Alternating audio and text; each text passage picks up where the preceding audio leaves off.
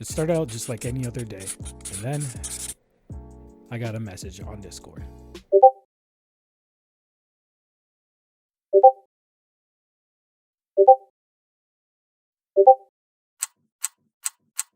Oh shit, here we go again.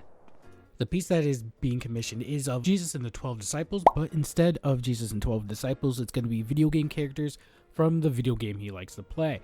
Maple Story. Yes, that bane of existence, Maple Story. But I digress with my grievances. I played Maple Story for years, and yeah, I have nothing else to say but that. So I began doing all the blue line work, or the sketch work. I usually do my sketch works in blue, so I started doing all the blue sketch works to get the positioning correctly of the people, all the 12 disciples and Jesus, quote unquote Jesus, in this case one of his characters. But I had to make it more proportional. Certain proportions didn't seem that correct.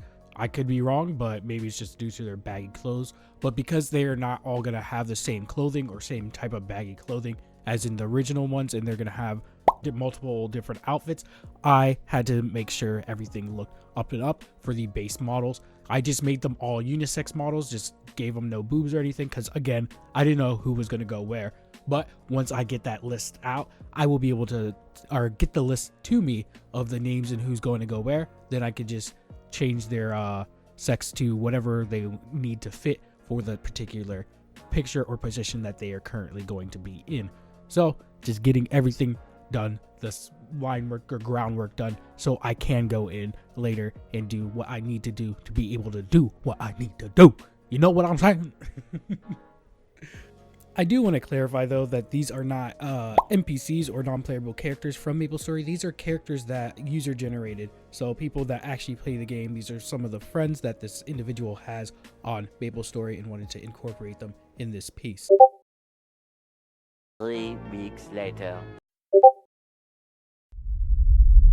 Once I got the list, it looked a little bit like this. I had to understand where the positioning of the actual people are, so the names of the individual people, so I could correspond the proper location of those individuals to the piece that I'm currently creating. And that's what I did, and started working on the red line work, aka the pre-step to the final line work. For most of these, I actually wound up doing a lot of forward thinking after I did like the first two, to be able to just turn them into the final line work by just turning the color to black, so I didn't have to redo the line work. Some of them I did have to go back in and redo the line work for the final piece, but for the majority of them I did the skip step method, which I referenced in my previous video, which you could click on the top right corner of this video. But I digress. It was a lot of help because this piece is one of the bigger pieces I've done. Drawing 13 people is a lot of people to draw. So it was great that I did the skip step method, or I would have gone insane. I would have lost my marbles. You wouldn't have to know what I was gonna do, Batman. But yeah. I'm so glad that I did the skip step method. If you haven't tried it, you should try it. But if you don't want to, you don't have to. So once I did that, I was able to get a lot done in a quicker manner than it would usually take. I do want to say, whilst I was at this moment, I wish I had the foresight to think about how I was going to do the layer of the individual characters, because later on I will go in and you'll see me like add white to differentiate them from the foreground and background of the people that are currently on top of each other, because they are layered on top of each other. But I don't have to worry about that now. I have to worry about that in the future in the video.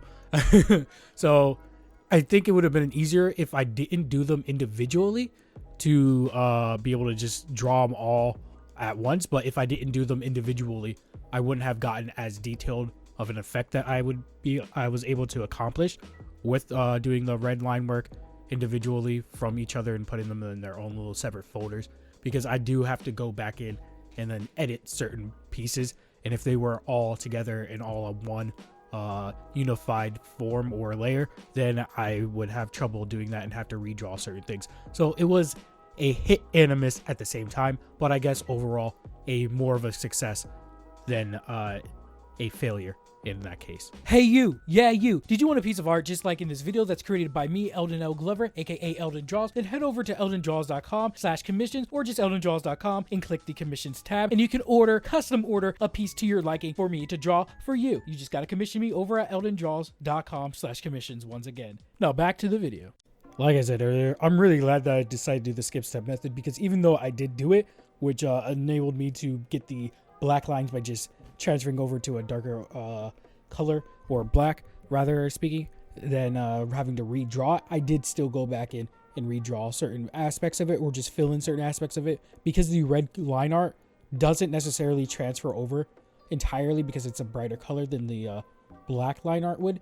I do go back in and then fill in a little bit of like little spaces that I couldn't see due to the overall redness showing in my face. And then I also changed / edited a few little things and added a few little things just to make it a more overall cohesive piece. The main thing that I had to really worry about was actually differentiating the layers, like I spoke upon earlier a little bit. So I had to select each layer and then add white on top of the layer or underneath the line art layer for that particular character if they were overlapping or on top of another character, just to make it so you don't get a jumbled mess of whatnot, and it's a little bit easier for when I go back in and start adding color, which I'll be doing relatively soon. But other than that, it was a fairly simple thing to do. Like I said, the first two to three characters, I had to just fully just redraw to a certain extent because it was just a little bit more complicated, and that they needed a little bit more pizzazz to them, the more redefining of how they should aesthetically look, comparatively speaking, to the rest of them. Because as I kept on getting further and further in this piece, I had to adapt and adjust what I was doing. Same thing with coloring. You'll see later that I adapt and adjust to that too. And I also had to do the background. Background, I was going to be a little bit more simple. Have the maple tree, which is a Maple Stories staple, in the background, instead of having like a city or whatever was farmland and stuff like that in the background of the original one.